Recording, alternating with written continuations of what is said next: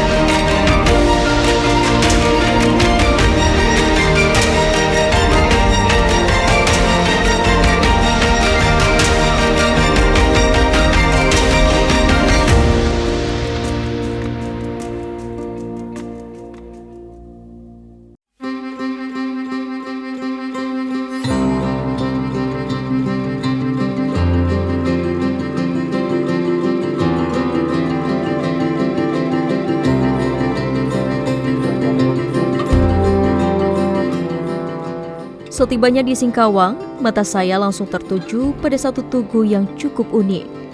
Pada tugu ini terdapat 3 patung yang sedang menadah sebuah tampah raksasa. Adalah Bundaran 1001 AI, yang merupakan salah satu ciri khas kota Singkawang. 3 patung ini merepresentasikan 3 etnis terbesar di Singkawang, yaitu Tionghoa, Dayak, dan Melayu atau Tidayu. Sementara tampah raksasa di atasnya mencerminkan perlindungan bagi 3 etnis yang hidup rukun dan damai. Kota Singkawang berhasil meraih peringkat pertama kota tertoleran di Indonesia. Berdasarkan penilaian dari Setara Institut, sebuah organisasi nirlaba yang fokus terhadap isu-isu pluralisme dan hak asasi manusia.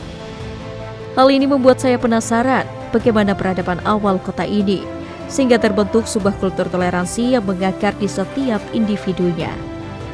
Saya pun menemui Eko Wahyudi, peneliti sejarah Kalimantan Barat. Oke Mas Eko, ini kita mau ngobrol-ngobrol soal sejarah kota Singkawang ya Mas ya. Iya. Mas kalau boleh cerita sedikit, gimana sih sejarah kota Singkawang hingga akhirnya bisa menjadi pecinan besar seperti ini Mas? Oke. Singkawang ini pada awalnya inilah kota penghubung antara penambangan emas yang ada di Montrado, yang mana itu wilayah Sultan Sambas dan Singkawang juga.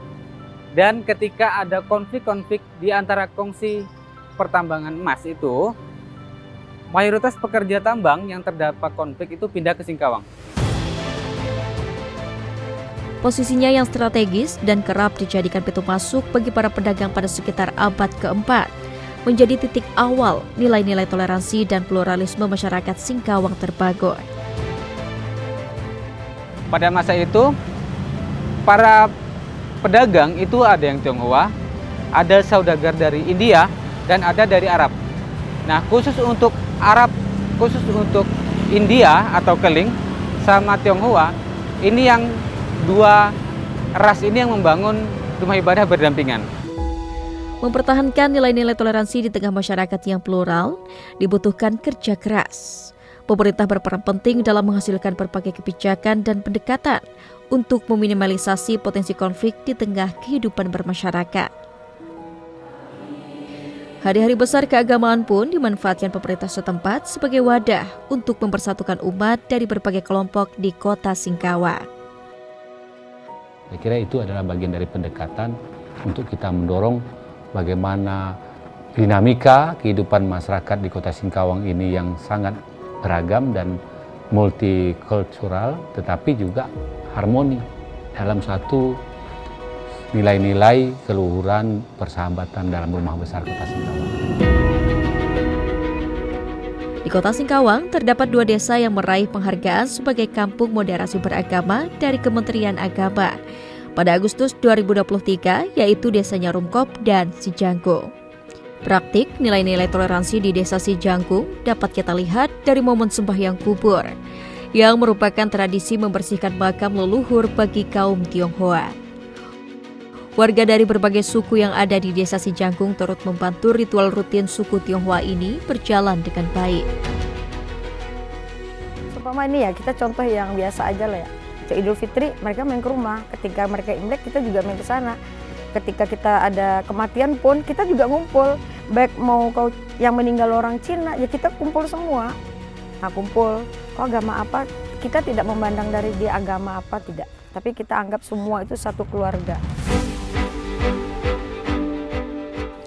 Saya bergeser 17 km dari Desa Sijangkung menuju Desa Nyarumkop.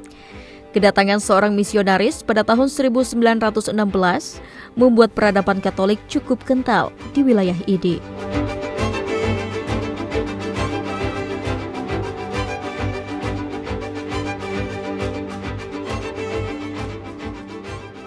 Upaya meraih dan mempertahankan gelar Nyarumkop sebagai kampung moderasi beragama dimulai dari keterlibatan pemuda secara positif, baik di ruang publik maupun rumah-rumah ibadah lintas agama.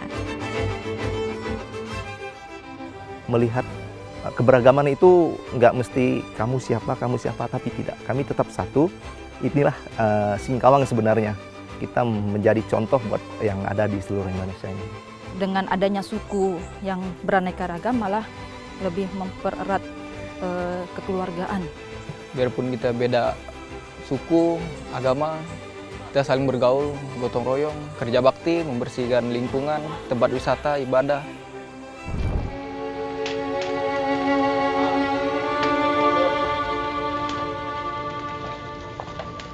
Sepanjang tahun 1970 hingga 1999, Provinsi Kalimantan Barat tak lepas dari konflik antar etnis yang menewaskan hingga 1.189 orang.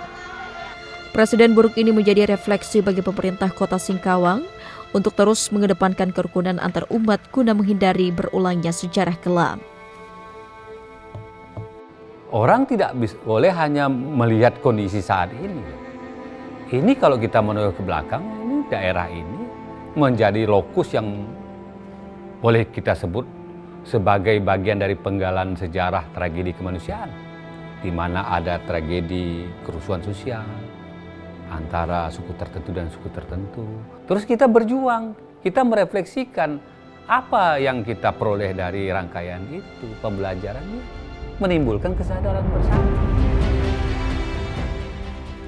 Kondisi geografis Indonesia yang berada di lalu lintas perdagangan dan pelayaran dunia menjadi pintu masuknya berbagai jenis entitas yang membuat unsur keberagaman tak terhindarkan. Akar intoleransi di Indonesia bahkan sudah terjadi sejak abad ke-18 ketika VOC bercokol di Indonesia.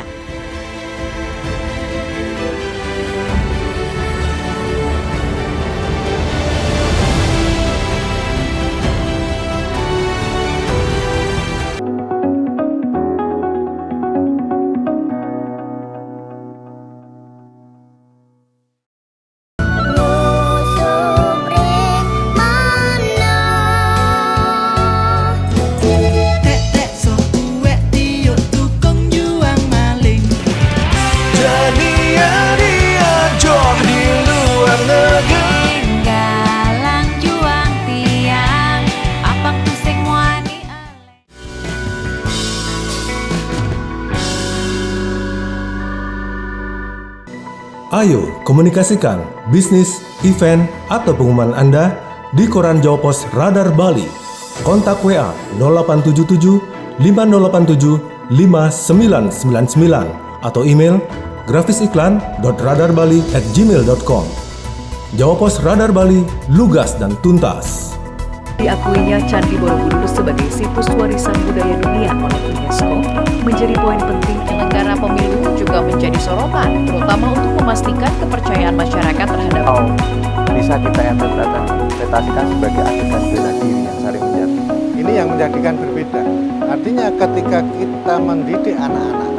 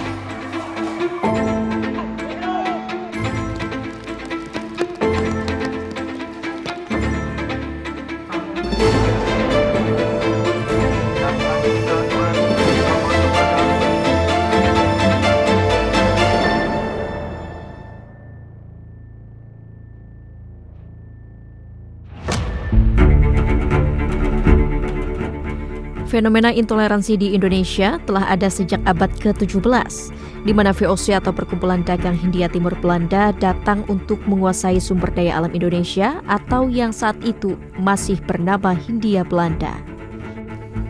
Kebijakan diskriminatif VOC terhadap etnis Tionghoa dan masyarakat pribumi seperti diberlakukannya sistem kerja rodi dan penerapan pajak yang tinggi, membuat mereka geram hingga akhirnya pecah perang pada tahun 1740 di Batavia, atau yang saat ini bernama Jakarta, antara pasukan Jawa dan Tionghoa melawan VOC yang dinamakan Geger Pecinan. Akibat peristiwa ini, VOC membagi masyarakat pribumi, Tionghoa, dan Eropa menjadi 3 kelas yang justru memperuncing ketegangan rasial.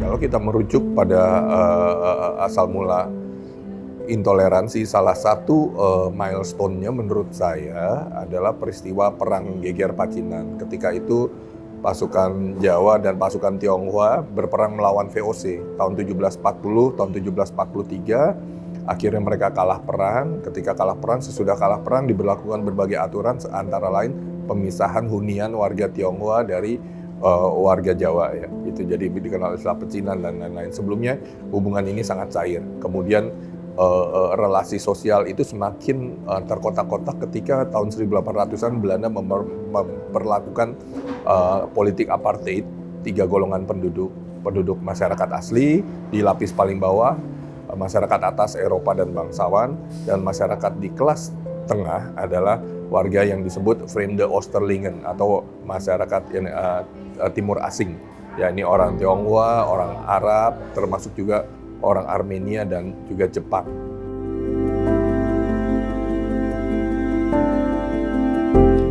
Memasuki masa Orde Baru, Indonesia yang saat itu fokus untuk membangun stabilitas negara pasca penjajahan, berhasil menciptakan perubahan signifikan dalam landscape sosial, ekonomi, dan politik. Namun di sisi lain, keberhasilan ini juga disertai dengan upaya untuk menciptakan kesatuan nasional yang homogen. Zaman Orde Baru itu kan zaman di mana dia sebagai masa formasi kenegaraan yang baru, di mana relasi negara sebagai kelompok dominan waktu itu berusaha untuk menjadi bagian dari pemain tunggal, sehingga perbedaan itu menjadi bagian yang tidak boleh ada, karena pemerintahan dalam bentuk pembangunan yang model pembangunan developmentalisme dikembangkan. Itu mensyaratkan stabilitas politik dan stabilitas sosial, ya. Tapi bukan berarti tidak achievement. Dalam masa yang seperti itu memang dibutuhkan model toleransi yang seperti itu mungkin. Nah, ketika semakin lama semakin berkembang, masyarakat juga semakin terdidik, butuh ketulusan baru, ya, di mana hubungan relasi agama itu dibangun dengan semangat yang relatif berbeda. Karena itu setelah reformasi, tentu saja kita bisa melihat misalnya perbedaan yang sangat kuat di mana kelompok-kelompok sosial, masyarakat itu menjadi pemain juga dalam upaya untuk menumbuhkan model keberagamaan, penghormatan terhadap keragaman tadi.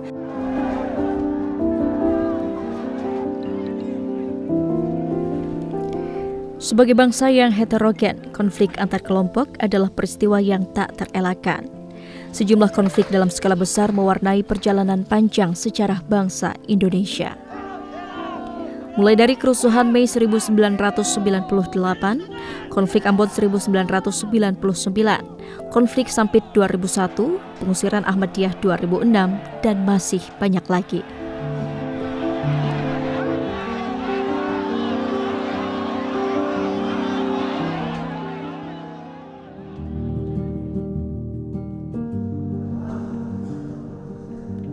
Berbeda dengan negara Islam lainnya, organisasi keagamaan di Indonesia berperan penting dalam menjaga kerukunan antar umat. Pasca Orde Baru, sejumlah organisasi seperti Forum Kerukunan Umat Beragama FKUB misalnya direstrukturisasi. Organisasi yang langsung bersentuhan dengan masyarakat ini direstrukturisasi agar dapat berperan secara maksimal. Organisasi-organisasi ini sebenarnya yang bermain lebih baik, ya, di akar rumput yang bicara tentang toleransi keagamaan. Jadi syukurnya kita, baik zaman Orde Lama, Orde Baru, ya, maksud saya dengan Orde Reformasi, kita memiliki beberapa organisasi keagamaan yang sangat kuat yang menjadi penopang sosial bagi kehidupan kita yang lebih heterogen ini.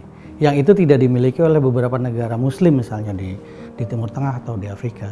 Sehingga terjadi ketika ada kolaps, ada chaos, itu cepat sekali. Perannya dimainkan FKUB sekarang lebih baik gitu ya, karena dipilih oleh masyarakat sendiri. Betapapun jadi kalau FKUB sekarang itu kan mewakili semua kelompok agama yang ada di satu tempat, baik di kabupaten maupun di provinsi. Tapi tentu saja kita tahu bahwa ada kontestasi internal antara kelompok agama. Tapi secara umum apa yang sekarang dimainkan oleh FKUB itu menjadi sangat vital ya, penting banget. Presiden Joko Widodo pun secara khusus pada tahun 2020 memberi amanat pada FKUB untuk menjaga kebinekaan di tengah masyarakat Indonesia.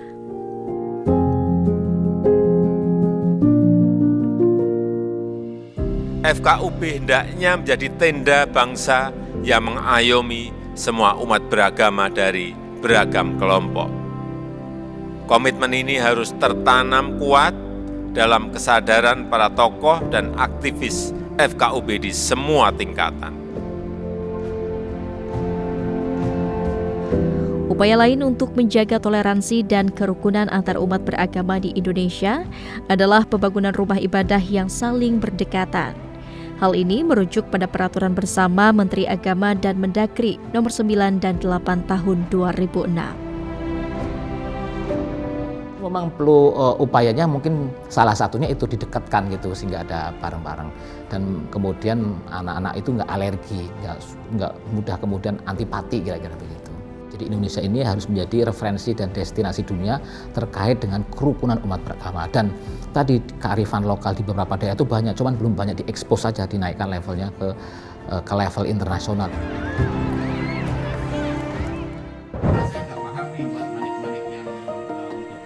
Selain melibatkan peran organisasi, Kementerian Agama juga terus menjalankan program moderasi beragama.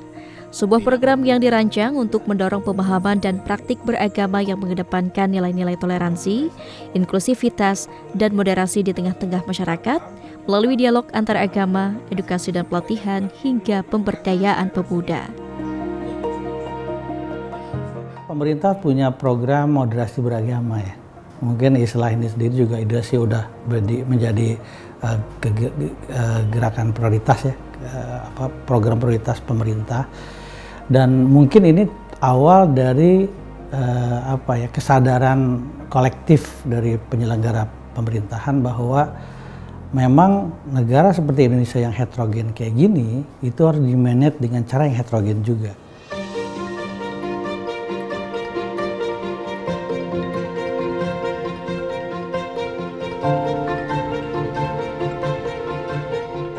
Wilayah lain di Indonesia yang berhasil menjaga kultur toleransi dengan baik adalah Boyolali, Jawa Tengah. Pendirian rumah ibadah yang berdekatan menjadi salah satu upaya untuk mewujudkan kerukunan antar umat beragama di wilayah ini.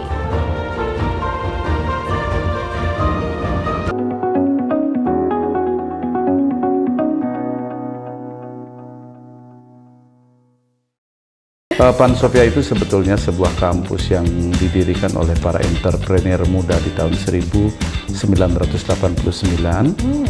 Sehingga kalau super luar biasa gede banget. Biasa saya ada di acara Ngopi Bali alias ngobrol produktif inspiratif dari Bali.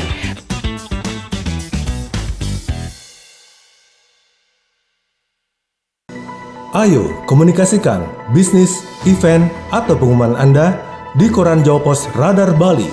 Kontak WA 0877 5087 5999 atau email grafisiklan.radarbali@gmail.com. Jawa Pos Radar Bali, lugas dan tuntas. Perhubungan Budi Karya Sumadi usai rapat terbatas evaluasi Pasar Kombes Pol Wisnu Prabowo menjelaskan pelaku pembunuhan berinisial AAR menyerahkan diri setelah membuat ikan air tawar yang didominasi jenis ikan koi. Ikan-ikan. Saksikan Beranda Nusantara setiap Senin hingga Sabtu pukul 11 waktu Indonesia bagian tengah hanya di Jawa Pos TV Bali.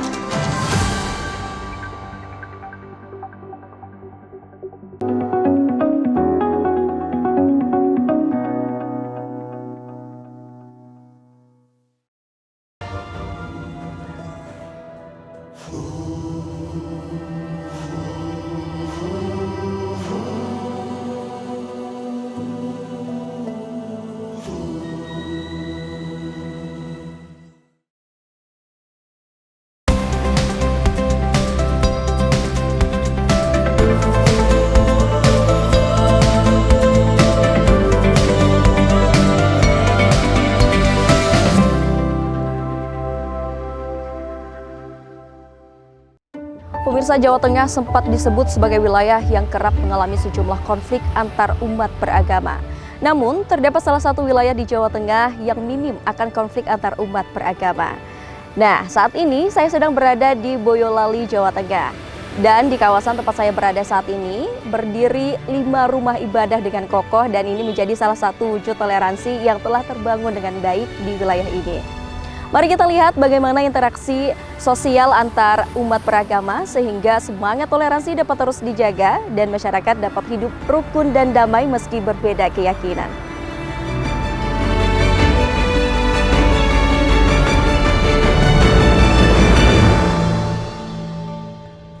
Potret toleransi dapat kita lihat di Kabupaten Boyolali, Jawa Tengah.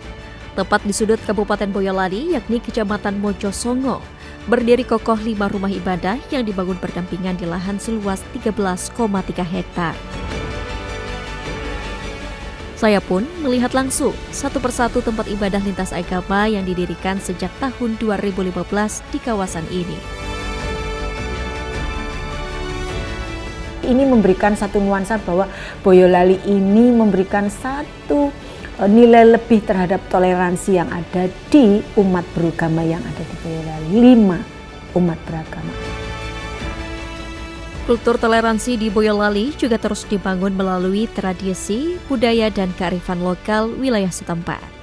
Salah satunya melalui tradisi sebaran apem kukus keongmas. Tradisi ini dilakukan 1 tahun sekali dalam rangka menyambut berakhirnya bulan Safar atau Saparan yang mempertemukan masyarakat lintas agama. Warga Boyolali mempercayai tradisi ini sebagai sarana untuk memohon ampunan dan meminta berkah serta rezeki yang berlimpah. Bahannya itu kan dari beras, ya, dari beras. Maknanya tentu saja kalau secara substansi kenapa menggunakan apem begitu, maknanya itu berasal dari beras itu dari padi siapa tahu yang mengolah itu, kemudian wahananya kan tentu saja sawah, ya kan. Nah, di situ berpikirnya tentu saja sebagai rasa syukur semua warga, apalagi berbicara Indonesia. Hal ini tak lepas dari peran serta Forum Kerukunan Umat Beragama FKUB Boyolali yang dengan rutin melakukan dialog dan pendekatan secara humanis kepada warga maupun tokoh-tokoh agama. Kami dialog, bukan indoktrinasi tapi dialog, tapi tujuan kami jelas, itu sasaran kami mindset, pola pikir mereka. Pola pikir mereka untuk memahami agama ini secara komprehensif, gitu loh. Supaya kita ini melihat orang lain itu sebagai sama-sama makhluk Tuhan lah. Dari kawasan pusat pemerintahan Boyolali, saya bergeser ke Desa Urut Sewu, Kecamatan Ampel. Desa yang tercatat tidak pernah mengalami konflik antar umat beragama ini berhasil meraih predikat Kampung Pancasila yang menjunjung tinggi keberagaman. Pak Kades, bagaimana sih Pak Desa Urut Sewu ini tidak pernah mengalami konflik antar umat beragama gitu Pak? Sementara kan kita tahu nih Pak, kalau di desa ini tuh terdapat warga yang memang menganut 5 agama gitu Pak. Ya. Jadi Mbak, sekaitan dengan kerukunan kami di warga Urut Sewu ini yang kebetulan di sini agar 5 agama itu memang di adat orang tua kaitan dengan kesadaran gotong royong itu memang luar biasa. Kerukunan, ada tradisi-tradisi budaya, tradisi desa yang memang bisa merukunkan warga itu. Semisal ada sadranan, ada bersih dusun, ada iriban sumber, itu yang melibatkan semua penganut beragama. Ini kalau soal acara atau budaya sendiri yang mungkin sering digelar lah gitu Pak, acara di Urut Sewu ini sendiri apa Pak untuk mempererat tali silaturahmi atau semangat toleransi lah di tengah masyarakat itu seperti apa Pak? Jadi kalau untuk kegiatan budaya, kegiatan yang melibatkan banyak masyarakat seperti bulan ini kita juga ada peringatan HUT RI yang kita kemas untuk festival budaya, karnaval budaya untuk kerukunan. Dan besok ketika ada itu kan kita ada tempat replika tempat-tempat ibadah juga ada, penganut kebudayaan juga ada. Karena memang itu melibatkan semua tanpa memandang agama, suku, golongan itu. Saya ikut merasakan bagaimana kehangatan setiap individu saat mempersiapkan perhelatan ini. Di setiap sudut desa tampak keceriaan, kerukunan, dan rasa kebersamaan antar warga. Juga buat nutup itu loh Mbak, sampingnya mobil itu biar nanti kalau anak-anak mau naik mobil jadinya nggak kepanasan. Di ayam 4 daun gitu. Ya, di ayam juga nggak apa-apa sih Mbak. Tergantung kitanya aja mau dibikin kayak gimana. Ya antusias banget ya masyarakat ya Mbak ya. Makanya butuh kerja kelompok kayak gini Kak. Nggak membedakan suku, ras atau agama apapun Kak. Bener gak sih Mbak begini? Iya betul. Gitu aja, yang penting ada kayak nyamannya gitu.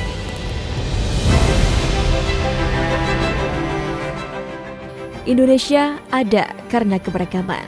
Keberagaman menjadi kekuatan bangsa ketika nilai-nilai toleransi dijadikan landasan utamanya. Tak mesti sama, cukup dengan saling menghargai dan menghormati sesama umat manusia. Untuk itu, dengan merajut toleransi, maka kita turut menjaga bingkai perdamaian tanah air.